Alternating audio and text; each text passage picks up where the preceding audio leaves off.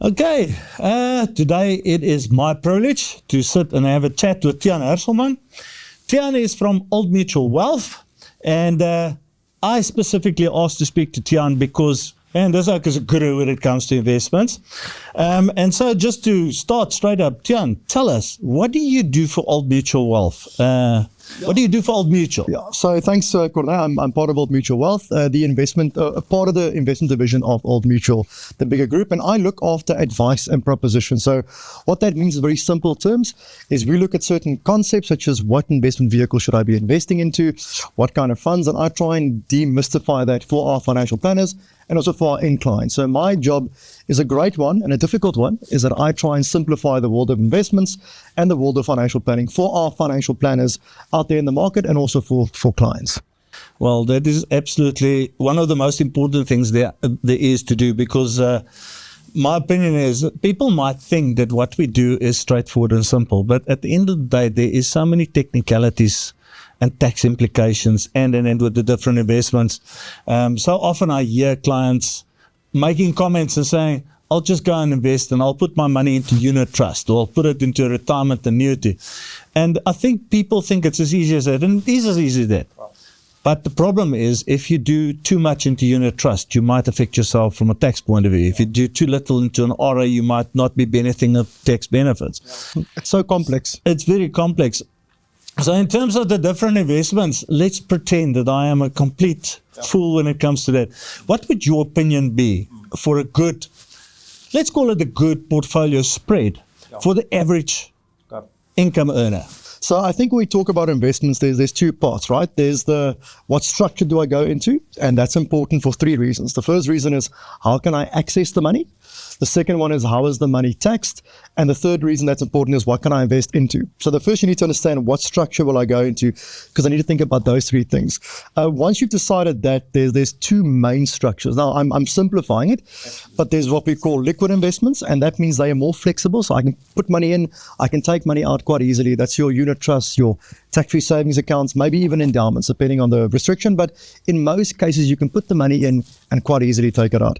Then you've got your non-flexible structures, your non-liquid structures, which are normally retirement funds, retirement annuities, pension funds, provident funds, preservation funds. Now, they're not as liquid, but they're extremely tax efficient. So as long as you put the money in there, it grows completely tax-free. You are only taxed once you take the money out. And actually, when you put the money in, SARS gives you a tax deduction for anything you put in there. So if I was a 30 or 40-year-old putting money into either one of these structures, and I had a time horizon most likely of more than 10 years. Now, again, this is not financial advice. For that, they must come to you, Corné. I can see you in the office. But I think what you want to have is, at least in my opinion, probably 70% exposure to growth assets, such as equities.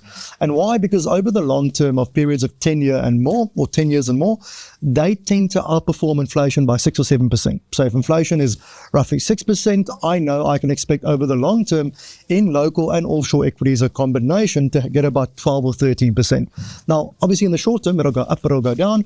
But if you have the conviction to only log in once a year or once every 2 years and let Corné do all the worrying, that's probably a portfolio I would put together for myself, because I've got a long-term time horizon, and most importantly, I don't need access to the money. So the important thing is, if I need access to the money a year from now, then I'll say to you, Corné, what are my other options? You'll probably say, well, probably something more into a cash account, whereby I know there's no short-term risk of markets going up or down. Yeah. So I'd say, in short, make sure you're diversified across different companies, but make sure you've got a growth engine in the investment. And in most cases, that's about 60 or 70%, at least in equities. Yeah, I think that's something that I keep on promoting as well, is the diversification of investments. I don't think people understand quite how important that is. Anyway, so let's move on. Toe jy groot geword het, terwyl jy op skool was, pa en ma, het pa en ma jou ooit enigiets geleer omtrent finansiële advies? Het die skool jou iets geleer omtrent finansiële advies? Maar ek dink ons moet baie eerlik wees, die skool het ons niks geleer oor finansiële advies. Ons het dalk rekeningkunde gehad, maar dit was 'n debiet en 'n krediet. Ja. Dit het nooit vir my gesê, hoor jy, as ek belas word of as ek inkomste kry, gaan ek belas word. Ja. So ek dink nie, die skool het my niks geleer. Ek moet eerlik wees, ek is baie lief vir my pa en my ma, en ek is baie dankbaar, maar ons het nie regtig oor geld gepraat in ons huis, net omdat ek dink daar was nie so volop nie. Ek dink die enigste geldgesprek wat ons gehad het is, hoor jou sakgeld vir die week is R30 en dit moet nou maar hou vir die volgende maand of vir die volgende week.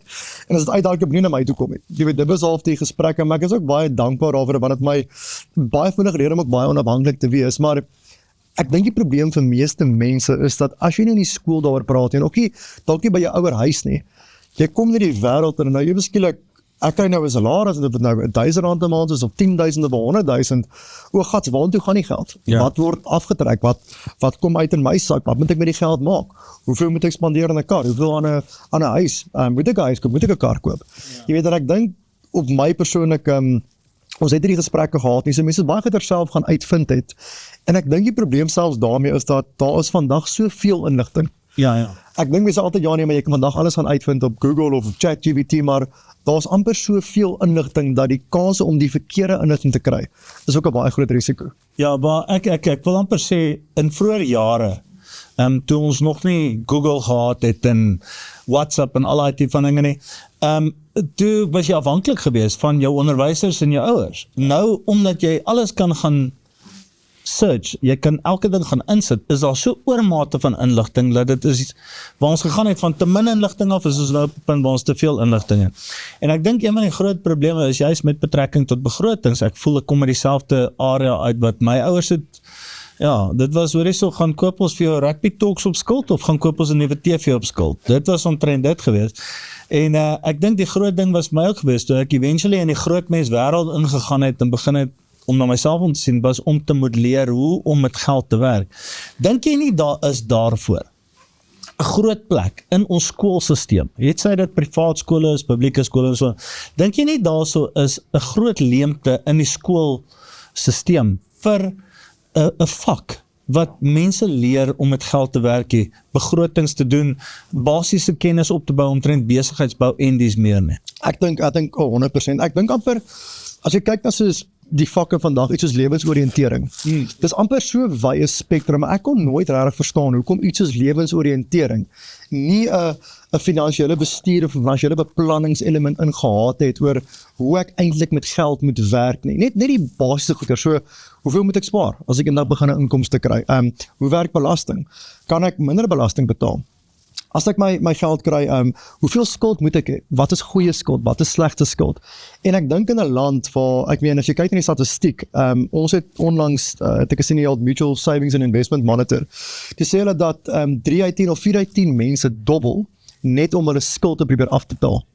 Weet, en dis net weens mense wat ek dink regtig net nie opgevoed is, en ek meen, ek praat as iemand self, ek het nooit geweet eers wat is skuld nie, en hoe werk skuld, en wat is goeie skuld, en slegte skuld, en wat is die probleem, wat gebeur as my bankrekening nie negatief gaan? Wat beteken, iemand kan rente daarop vra, kan hulle, ek het nie daarvoor geteken, nie, jy het, toe jy aansoek doen het vir jou kaart, en daai 20 of 30 bladsye, so ek dink, dit is 'n absolute moed, dit is iets waarna ons moet kyk, maar ek dink, wat doen ons intussen? Ons kan amper nie net wag en sê, wel, die skole moet daarna kyk nie, so ek dink, die antwoord vir ons, kom ons sê as 'n bedryf, is dat, hooplik is daar ouens soos jy, en miskien ek het 'n mate wat vir mense ten minste daai kennis gee, en hooplik kan mense dit gebruik.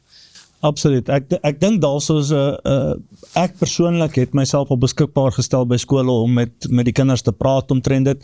Ongelukkig kan 'n mens ook net soveel inpas in 'n 45 minute of 'n uur ding is, maar ek voel dat skole moet absoluut, en ek dink daar's 'n groot leemte vir finansiële adviseurs om uit te gaan in die mark en vir hulle skole in hulle area te gaan sê, hoorie so, ek is bereid om met jou kinders te kom praat, al is dit net vir 'n halfuur, een keer 'n week, of wat ook al die geval wees. En ook, sorry, dis boring, hè? So, ek dink die enige kinders, ja, ek dink nou nie die kind wil, ek dink as Sia Kolisi opdaag, of as die Springbokke opdaag, jy weet, en as ons opdaag, ek dink nie, hulle wil met ons praat, maar ek dink jy moet dit tot 'n mate, en maar soms be compulsory, jy moet dit half inbring. Absoluut. Ek weet dit is lekker om te lees as jy jonk is, maar jy moet, as jy by die weg wil kom in die wêreld, jy weet. Absoluut.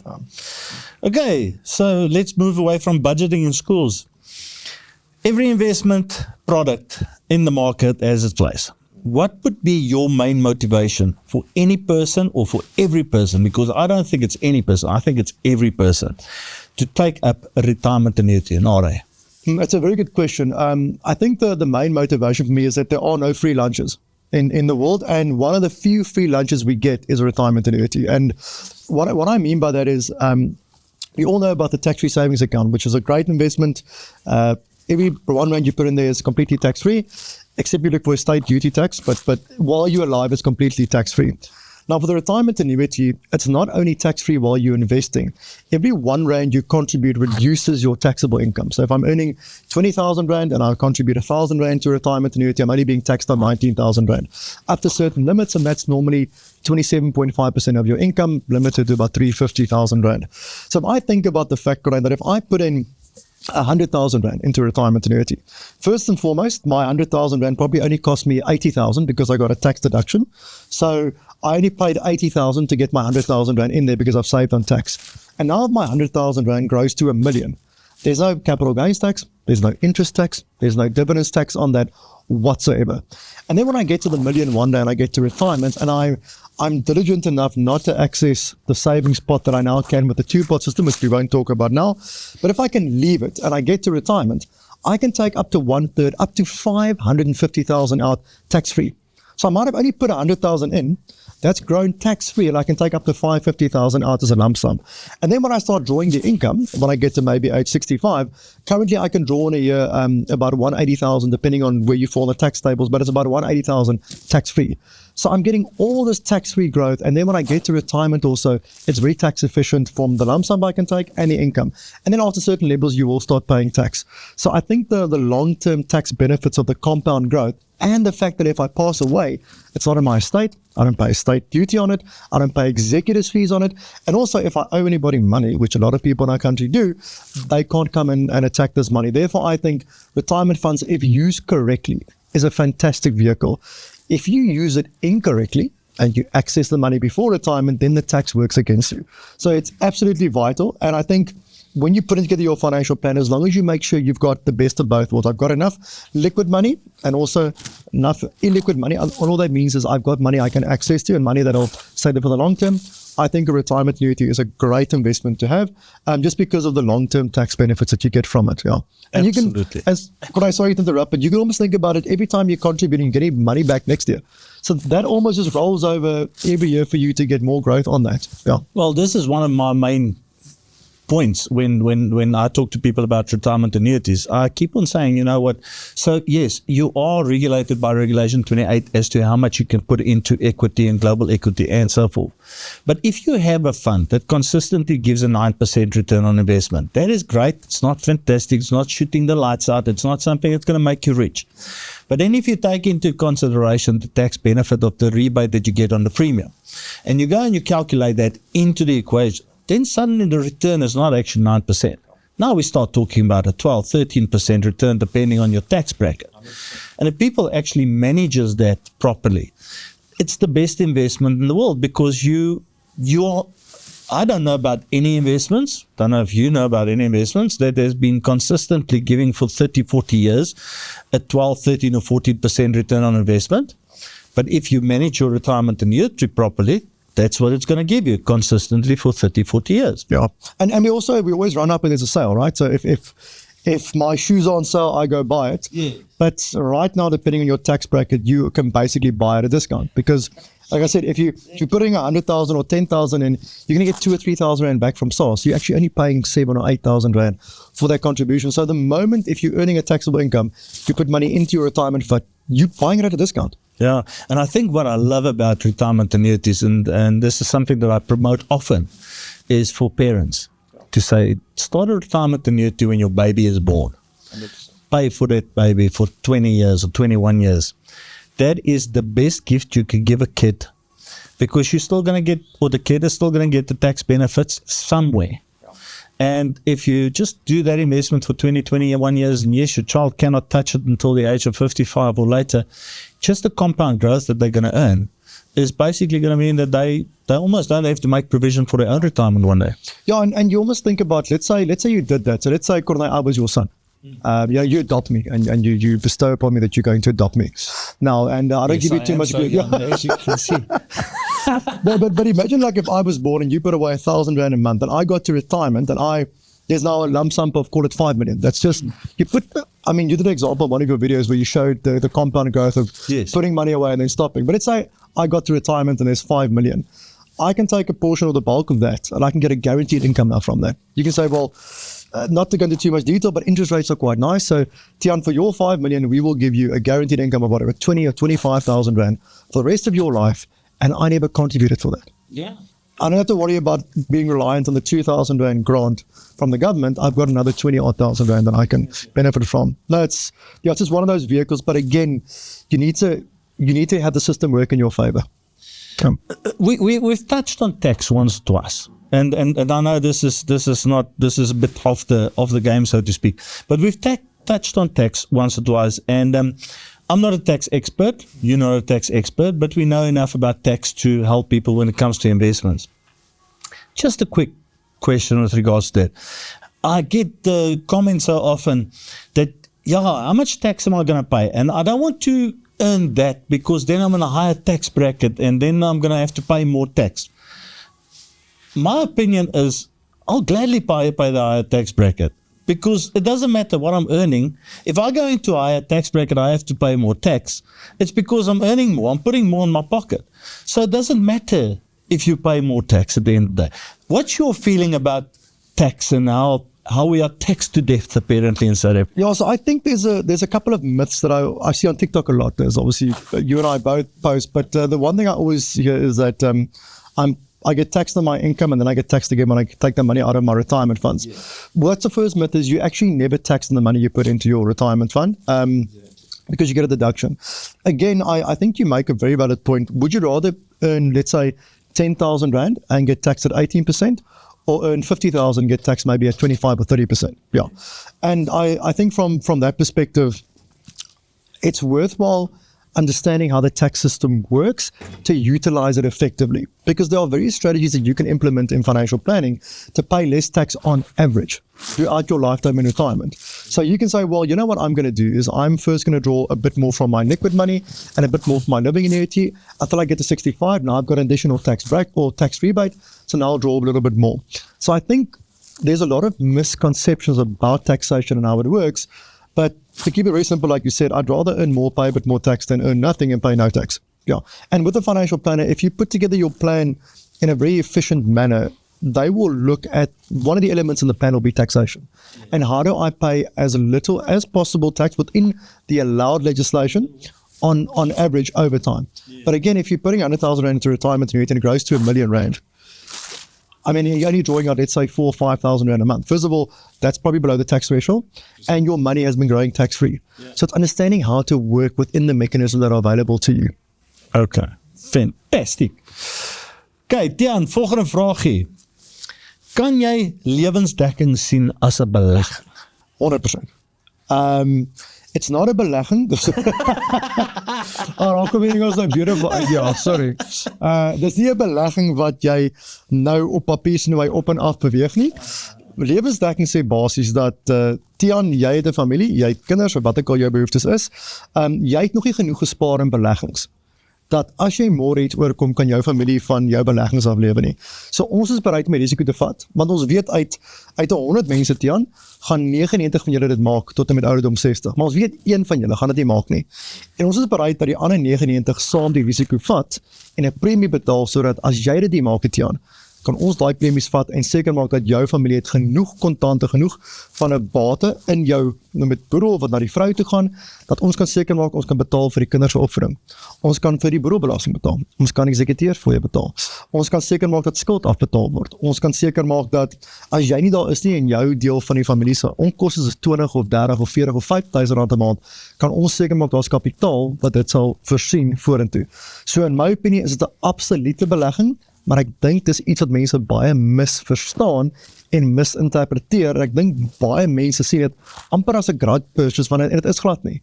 Dis net om seker te maak dat ek wil seker maak jy betaal lewensdekking premie, ek betaal 'n premie. As een van ons nie is nie, weet ek dat ek wil my premie en al die ander mense se premies gaan help betaal vir jou familie. So jy kry die voordeel dat die versekeraar die risiko namens jou dra. Want as ek 100 rand 'n maand moet spaar, gaan ek lank vat om by 1 miljoen uit te kom. Jy moet net 100 rand 'n maand premie te betaal vir lewensdekking. En ek is 'n groot voorstander daarvan, want ek het dit al gesien in soveel gevalle dat mense neem baie lewensdekking uit tot op 'n sekere punt in lewe, want dit is 'n huis wat moet gedek wees en 'n kar wat moet gedek wees, die kind se universiteitskoste en so. En dan op 'n stadium begin ons al hierdie goed af te betaal. En ek het minder en minder lewensdekking nodig en daar's voorsiening gemaak en dis meer so. Nou is al minder nodig. Nou het ek nie meer hierdie baie lewensdekking nodig nie.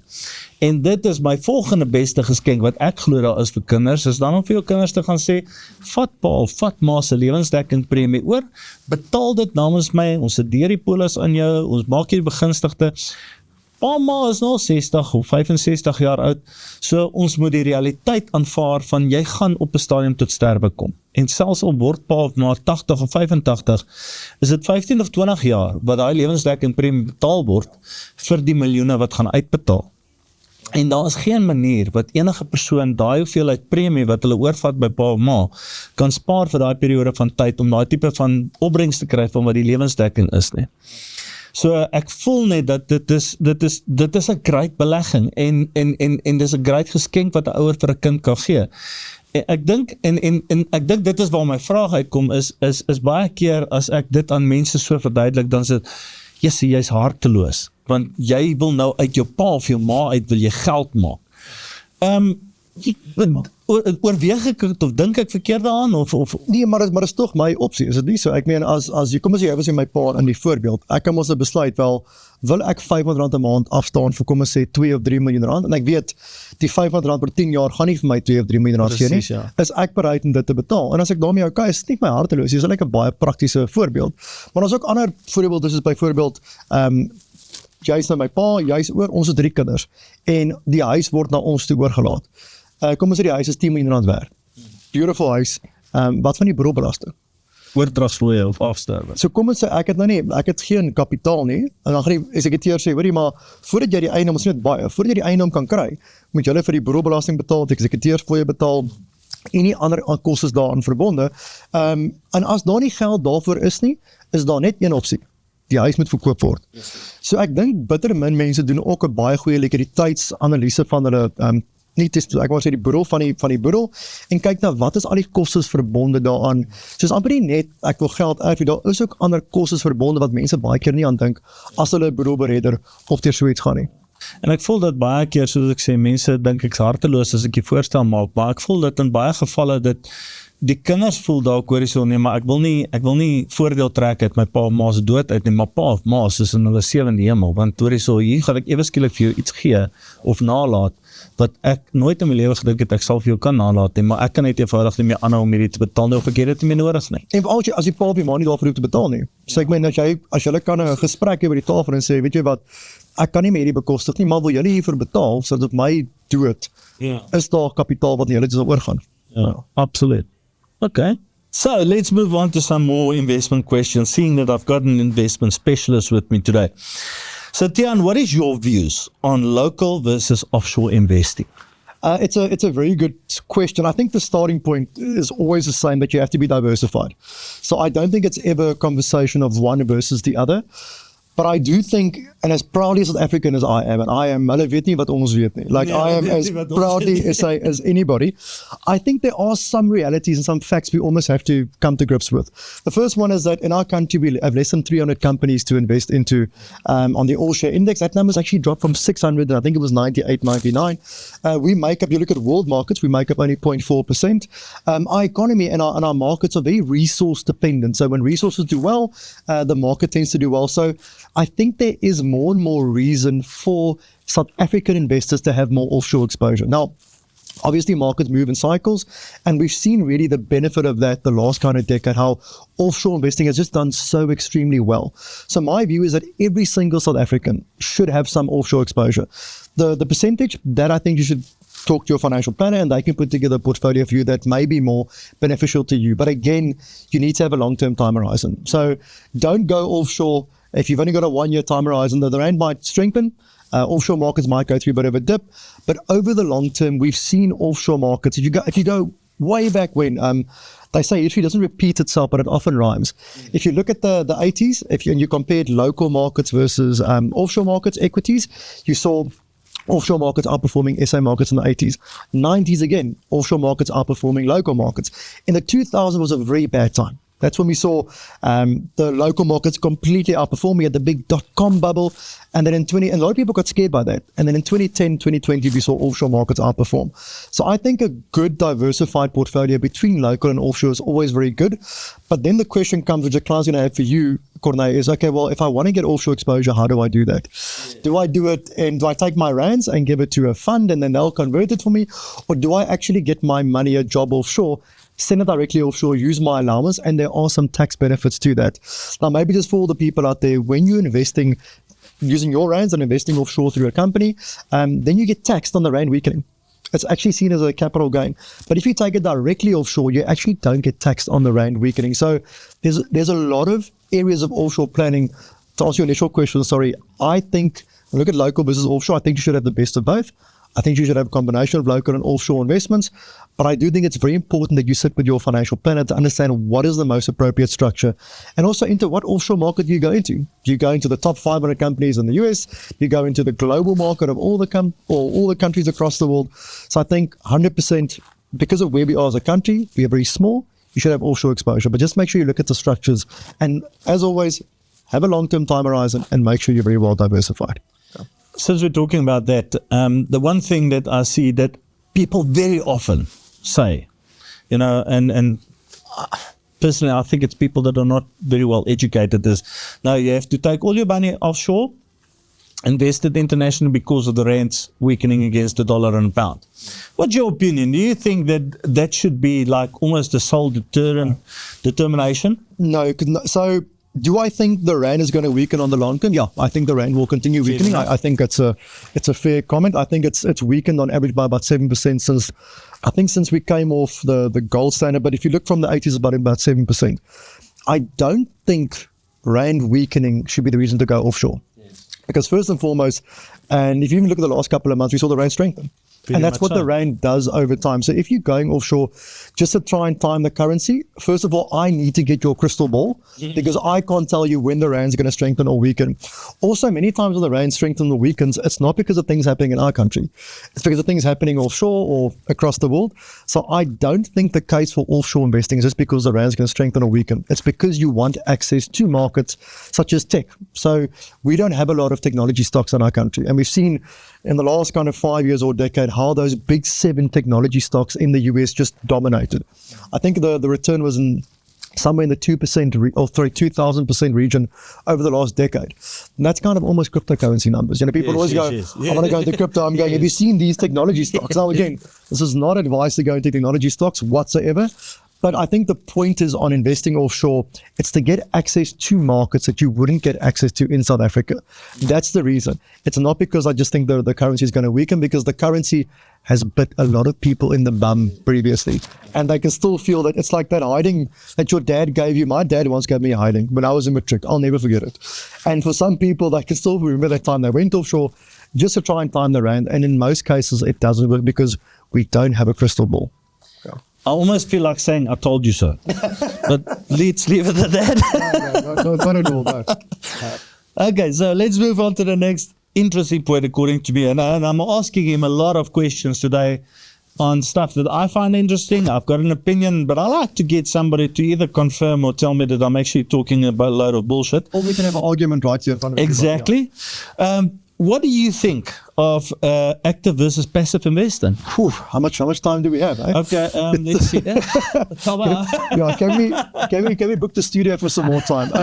I think maybe it's a good starting point just to clarify what active versus passive investing is, because I think in that also there's a lot of misconceptions. So when you invest actively, you normally have a portfolio manager or team of professionals trying to achieve a certain benchmark, and they use their research and expertise to compose a portfolio. So they might say, I think it's a good time to be more invested offshore.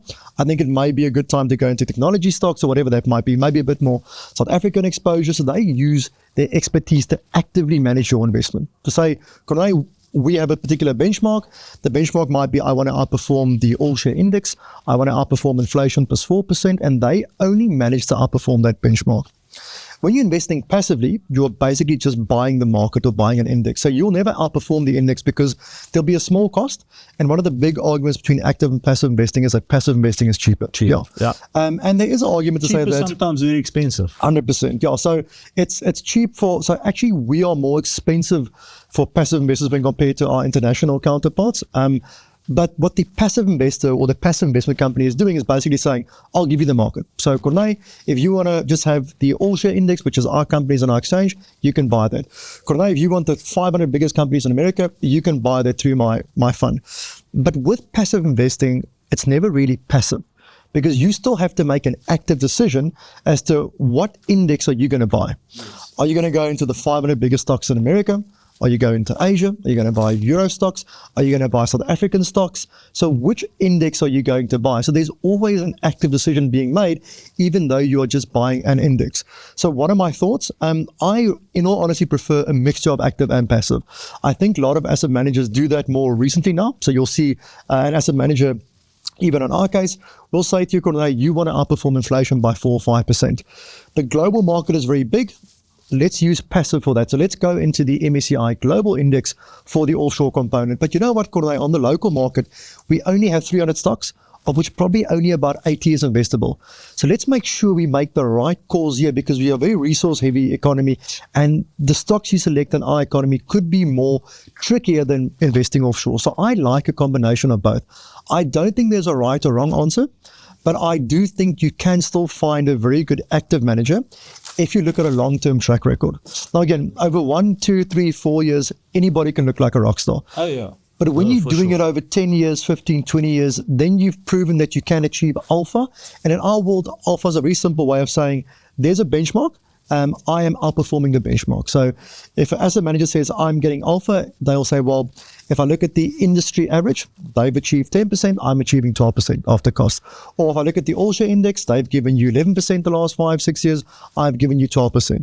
And that's what we refer to as alpha. And there are active managers that still do that. It's about finding the right one and making sure they've got a long-term track record. But for me, I like a combination of both. But I think there's a big misconception between it's either one or it's either the other. Yeah, it completely depends on what your goals are, what you're trying to achieve, and what you and your financial planner have put together as your strategy.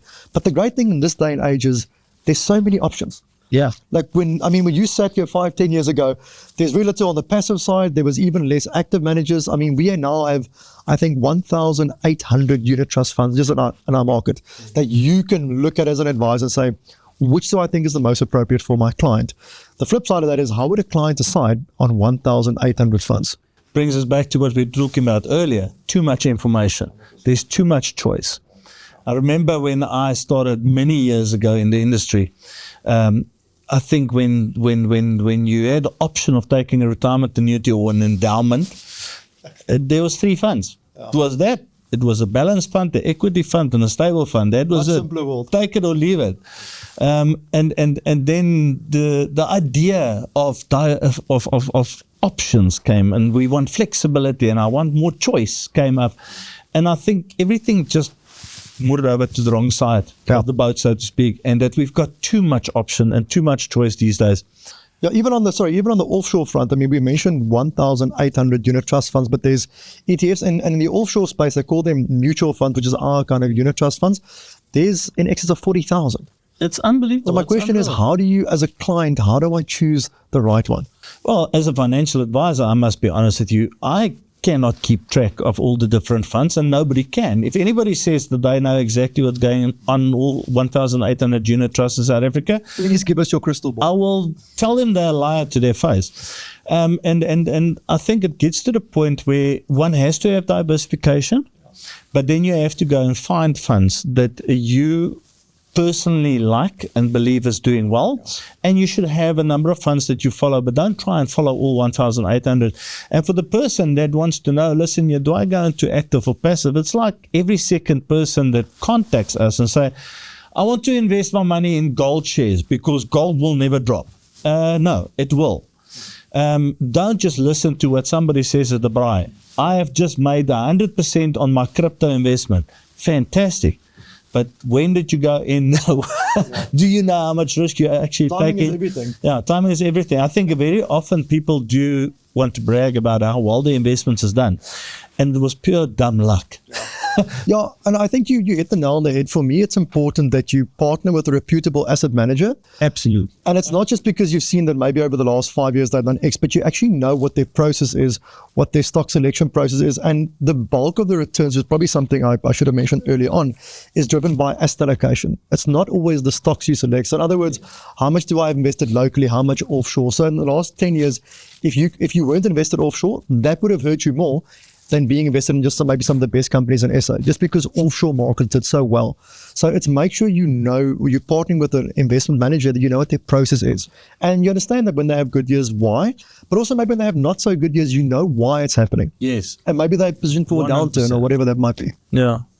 Okay, Tiaan, sê vir ons 'n bietjie, wat is jou opinie? Wat is van die redes hoekom sekere mense nie finansiële onafhanklikheid bereik nie en daarom nie suksesvol kan aftree nie?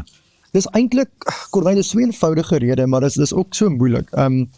Ons weet nie hoe om binne ons begroting of binne ons leefstyl te leef nie. Ooh, nou loop En dis baie, ek weet van, maar ek is ook skuldig daaraan, want ek gaan op TikTok en ek gaan op Instagram en ek sien nou al my vriende en almal, hulle gaan op die vakansie, hulle gaan oor see, hulle koop die nuwe kar en ek wil dit ook doen. So wat gebeur? Ek begin uit by 'n werk, miskien moontlik, ek doen dalk net 'n bietjie goed. Nou gaan ek van R10,000 na R20,000 of van R20,000 na 30 en wat doen ek? Nou kan ek 'n beter plek bekostig of ek kan 'n beter kar bekostig. En iemand het vir my een keer die beste raad gegee, dink ek het te volg nie, maar een keer die beste raad te gee is, elke keer as jou salaris opgaan met 5% of 6%, stoot jou belegging op met, vat van die 5 of 6% en sit 'n ekstra 1% in jou vir jy spaar. Want jy moet begin op 25 met amper 15%. Nou, ek dink bitter min mense begin op 15%. Dit is op 25. Ja. Hoe later jy begin, dan word hy 15, 20, 25, 30. Ja, dit raak net moeiliker. En vir meeste mense, hulle kan dit net nie doen nie. So ek dink die Engelse woord sê, live within your means. En as jy dit kan doen, dit is die nommer 1 rede hoekom mense finansiëel suksesvol is. Dit is nie omdat hulle by hulle ouers altyd geld, en kyk, baie mense erf by hulle ouers geld, en dis great, en baie mense se pa het die maatskappy, en jy het die voordeel dat jy kan by jou pa of by jou ma die maatskappy oorvat. Maar meeste mense wat ons sien, wat by ons kan aftree, en ek praat van, ons doen baie finansiële planne. Dis meeste mense wat net vroeg begin spaar het, hulle het nooit daarna gekyk nie, hulle het 'n makelaar, en hy kyk na hulle beleggings, en hy hou hulle elke jaar responsible, he keeps them accountable, sê, hoe dit jy het nou 'n bonus gekry, jy het jou salaris opgegaan, onthou ons sê ons gaan 15% spaar of 20%, en dan eendag wanneer daar uitkom sê hulle, sjes, ek het nie eens agtergekom wat se karre ek nie gekoop het nie. Ek het nie agtergekom wat strips ek nie gemaak het nie, maar ek het van die begin af die regte, I put the right things in place early on, so ek gebruik nou my Engels hier, so, om daar uit te kom, maar het beteken ook nie, jy moet soos 'n arm gat lewe nie. Ek dink nie enigiemand sê dit nie. Dit is 'n 100% balans, maar dit beteken koop dalk vir jou 'n 330 BMW, nie 'n M3. Jy weet, of gaan dalk op 'n vakansie Thailand toe, maar nie Griekeland nie. Jy weet. En as jy dit kan bekostig, koop, maar maak dit seker jy verstaan wat die impak op jou plan is.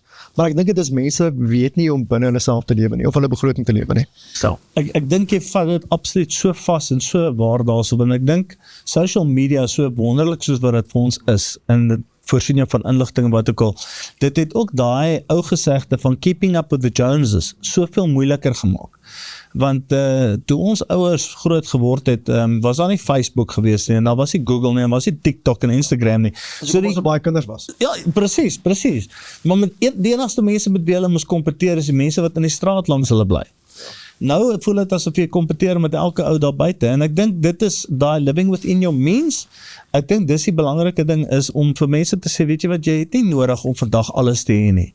En as enige iemand op jou neerkyk, dan is dit hulle verlies. Dan die verkeerde vriende. Dan weet jy dis nie jou vriende. En hoe baie keer ontmoet jy nie iemand, ons almal ken daai ou by die braai, en jy sien al sy post op Instagram, en hoor jy, alles lyk fantasties, great. En dan praat jy met die ou of met hom en sy girl, en dan kom jy agter, yes, maar jy is maar bly ongelukkig, nee, maar jy sien dit nooit nie, of, yes, maar jy sê vir my, jy kan nie met die kar paai, ek toch jy die kar cash gekoop, of weet, dan kom jy agter, dis eintlik maar net iets wat mense voorgee, en dis so snaaks, en jy sal dit baie meer sien, jy het baie kliënte, maar soveel mense wat aftree, is nie ouens wat, is nie flashy nie, maar hulle het die normale goeders in plek, is die regte, They were the right behavior. constant Yes. for a long period of time. Yeah. But Constant for a long consistency period. beats anything over time. Yeah. Consistency beats everything. Money, dis net live within your means.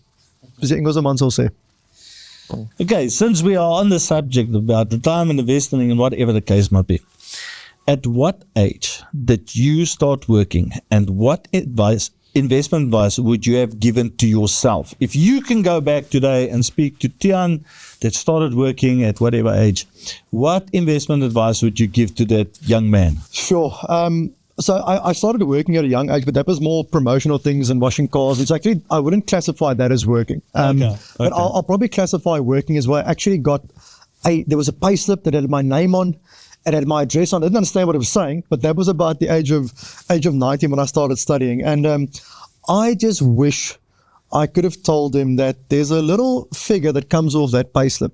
I was lucky to work for a place where they took off a pension contribution. Okay.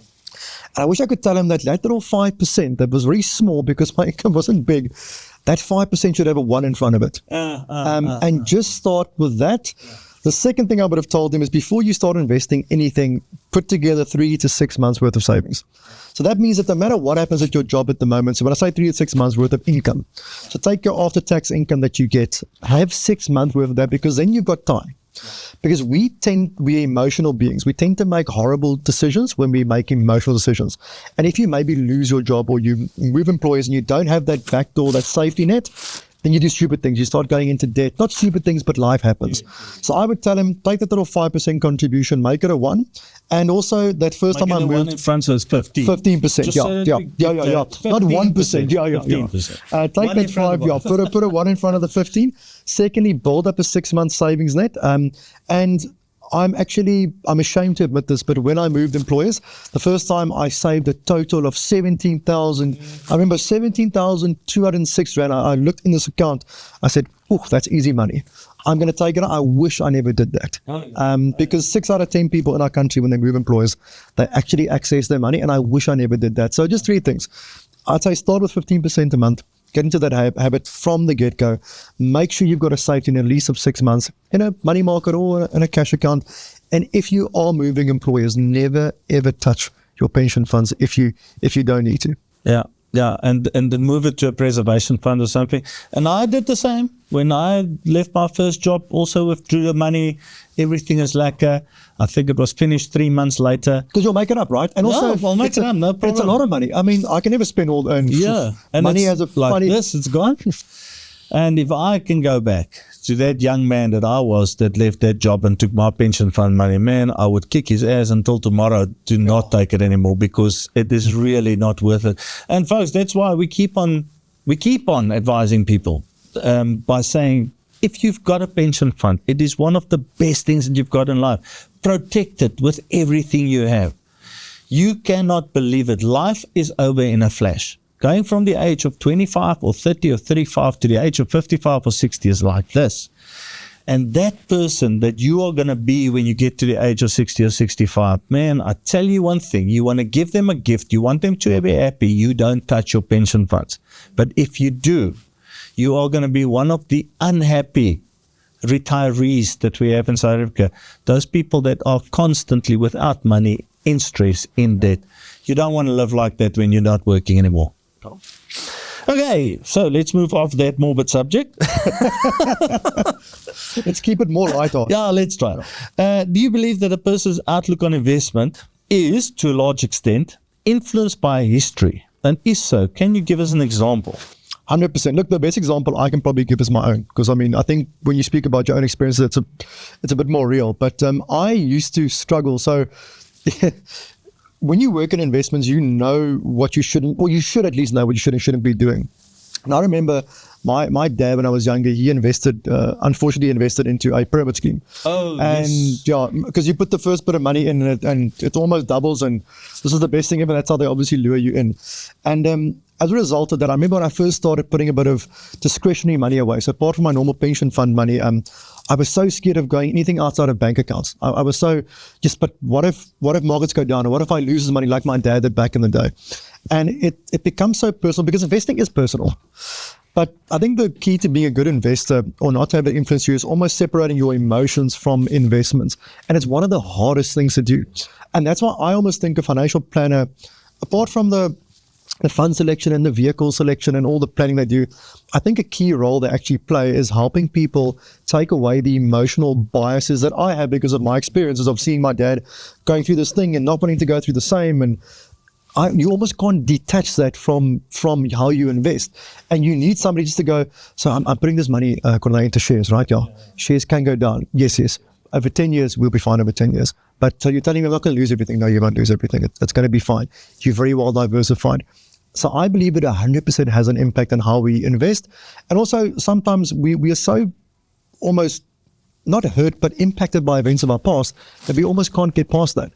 And that's why I think investing is very personal, but it almost shouldn't be. Yes. You should almost take the emotion out of it completely and not look at your investments as what can go wrong or what can go right.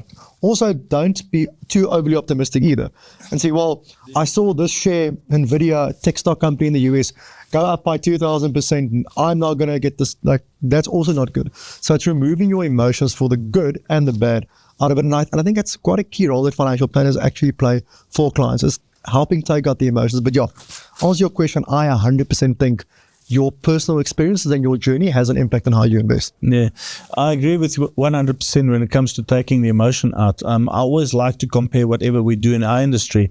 We're selling cars and with lawyers, funny enough. And I always, it sounds ridiculous, but exactly what you said, Nana, I might want to drive that BMW M3. That's my emotion speaking. But if I follow my common sense, I have to go and buy a Toyota Yaris. Then follow the common sense. That's how it should happen with regards to investments. I've got 2 more questions for you, and then I'll let you go. Easy ones. Well, I don't know. So I want to know from you, the second to last question I want to know from you. What is your opinion on alternative investments? And when I'm talking about alternative investments, cryptocurrencies is one, because cryptocurrencies actually started out as a currency, but these days it's like an equity portfolio, so to speak. Cryptocurrencies, livestock funds, which is pretty popular these days, arbitrage, forex arbitrage. Your opinion about those type of investments? Yes, let me be very clear. I'm by no means an expert. I personally have a small amount invested into things like crypto and some alternative investments. But I think it's very important that you understand the risk-reward ratio. Now, I think what we often do rightly or wrongfully, and I think probably more wrongly in our industry, is if we don't understand something, we say, oh, you shouldn't be going into it. I think with each one of these investments, like cryptocurrencies, understand the mechanics of it. Understand that it doesn't perform like a stock would normally perform, whereby a set of financial results, and based on that, investors think it's a good buy or it's a bad buy. Cryptocurrency is much more just based on how many people are buying, how many people are selling, and that tends to move the markets a bit more. So the fundamentals are a bit different. Same with livestock investing. Yes, I am buying a bull, I'm hoping to sell it a year later for this price, or I am buying a macadamia nut tree and my return is 100% in 5 years, but the harvest could be wiped out. And there is risk. The bull could die. 100%. So I don't think there's anything wrong with alternative investment. I'll put a big caveat to that.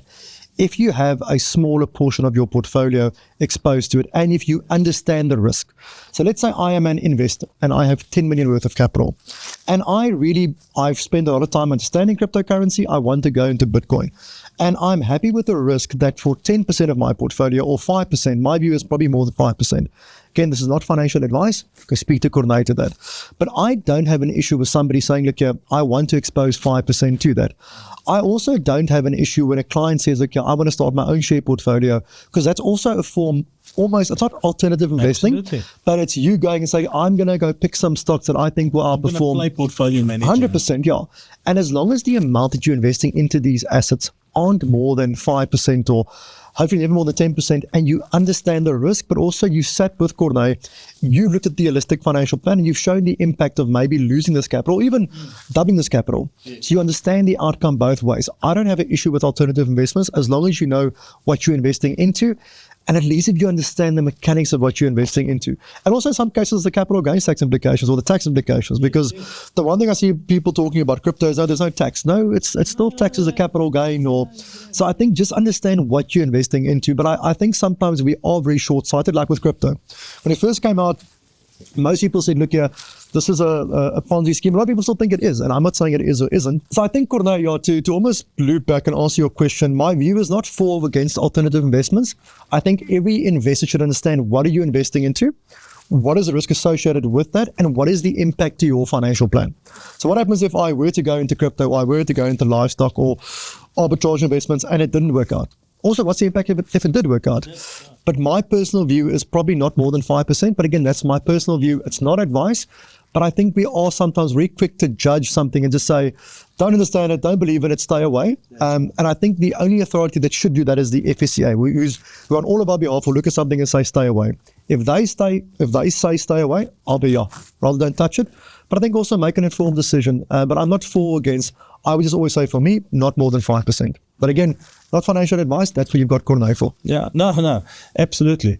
I also do think that there's a space for it, and I think as the market gets more, more comfortable with the understanding of it, portfolio managers and so forth, I think we will start seeing more of this coming into portfolios actually. So for now, I don't think there's a lot of portfolios in the different insurance companies' wealth packages that has these type of investments there, but I think it will come slowly but surely. But once again, like you just said, I don't think it's a place where you put all your money, and I do think understand it and understand what the risk is before you put your money in. It's definitely not the place for the guy that only has 500,000 Rand in retirement, and now he knows that he doesn't have enough, so now he wants to go and put it into a livestock fund that's promising him 25% return. It's definitely not for you, sir. Yeah, you might as well go to the casino. Yeah, you might as well go to the casino, but in any case. Okay, and last but not least, the big red herring. Do you think the new two-pot system is good or bad? So as somebody who's probably done more videos on two-pot than most people I know, let me start with this. I think it's an almost impossible problem that the government are trying to solve. We've all heard the number, less than 6% of people being able to retire. 4 out of 10 people are part of the sandwich generation, meaning they look after their parents and their kids. A lot of people don't have any access to short-term savings. And you also see people, 3 out of 10 South Africans or 3 to 4 out of 10 South Africans are actually gambling to help them deal with their high levels of debt. So government said, well, how do we solve all of this? How do we make sure we have better savings rates into the future, but also make sure people have short-term, some access to their capital in the short term? And that's where the two-pot system came into. I think the implementation is extremely difficult. I think in the background, all of the investment providers are running around trying to make the due, they're trying to get the systems in place. But I'm going to be a bit controversial and say, I don't think it's a bad system. I just think it's difficult to implement. But what I'm just worried about is that people see the savings pot as a place to get money that's meant for retirement. So I think it is good that for the first time you have some access to emergency funds, but it's for emergencies. It's not meant to buy a Hisense TV or do what I did the first time I got my first paycheck, go to Macro and buy a TV. That's what I did my entire first paycheck, bought a TV. How much can I get that one? So I think it's trying to do the right thing, because if we look at a country like Australia, they've got one of the best savings rates in the world, one of the best retirement systems, because people have to save 10%. I think it's 10 to 15% they have to save if you earn an income in Australia. We don't have that. So I think the government said, well, let me at least make sure some of your retirement money has stayed till retirement, but you can get access to some of the funds beforehand. So my view, I think it's good intentions. I think it's going to be a good system. I just think there's a lot of administration in the back, and that's very difficult for us to administer. Yeah. So this is one of those subjects that I think myself and Tiaan is going to have to agree to disagree, because I also do believe it is good intentions, but I don't think it's a good system. I do feel that at the moment, based on the amount of inquiries I'm getting, is that part of the population in South Africa that is battling the worst and which should be encouraged to save more and not touch their savings. Those are actually the people that's going to touch it. So good intentions, bad outcome, personal opinion. That's why I say we'll have to agree to disagree. But isn't that the good thing, Cornay, that you and I can sit and disagree? Absolutely. And we almost need more of that in our country, whereby we disagree more, but we have conversations. And I can say, yeah, Cornay, I hear your point on that, but we almost need to, it's almost going a bit off topic, but we almost need to disagree more. Yeah. But do it in a respectful manner. Do it in a respectful manner. Absolutely. I almost wanted to ask you the last question is, do you almost not think there's too much disagreements on a place like TikTok where we almost just need to have a normal conversation again? There is way too much. And I think one of the big problems is that we're not having conversations like this. I think that is one of the big problems with social media is you put out a video that is 30 seconds or 2 minutes and 30 seconds and you try to give information that if you really want to give the information and you really want to do a proper job, you're going to have 40 to 50 minutes with somebody. Now you try and compact this, and then when you see the comments coming back, that person that's commenting, he's commenting in 5 seconds and that becomes a big deal. And you haven't taken that into account, that you're wrong about this and you don't understand. And we're all right. Everybody is right when it comes to that. Yeah. sorry for going on a tangent there, but I think it's a good point. Yeah, we should disagree more, but just respectfully. Yeah, do it respectfully. Tiaan, thank you very much. I really appreciate it. Tiaan, like I said, with Old Mutual Wealth, he is one of the experts that I go to when I need to give my clients advice. And I am not sure about something, or I need to figure out a portfolio, or whatever the case might be, and I feel I need that little bit of extra knowledge to help me out. Tiaan is the type of guy that I go to. And that is the wonderful thing. We have access to you guys, and we appreciate it. So, folks, I hope you enjoyed this. And Tiaan, ek is seker ons sal weer een of ander tyd so iets doen. We are going to chat again, but can I just say, I want to say, Cornay, if there's anybody needing advice, Cornay can really give you some of the best unbiased financial advice that I've seen in a while. I've spent quite a bit of time getting to know Cornay, and I think it's great what you're doing for the profession. I think thank you for educating people. We need more. And I'm hoping, Cornay, what you're doing, getting us together here will inspire more people in our industry to do the same, because it is a great industry. And I'm hoping you and I and Francois can challenge some of the misconceptions of our industry and what we're doing and change more lives. Ja, baie dankie Tiaan weer eens. Alles van die beste en baie sterkte vir jou. Goed, Bye bye.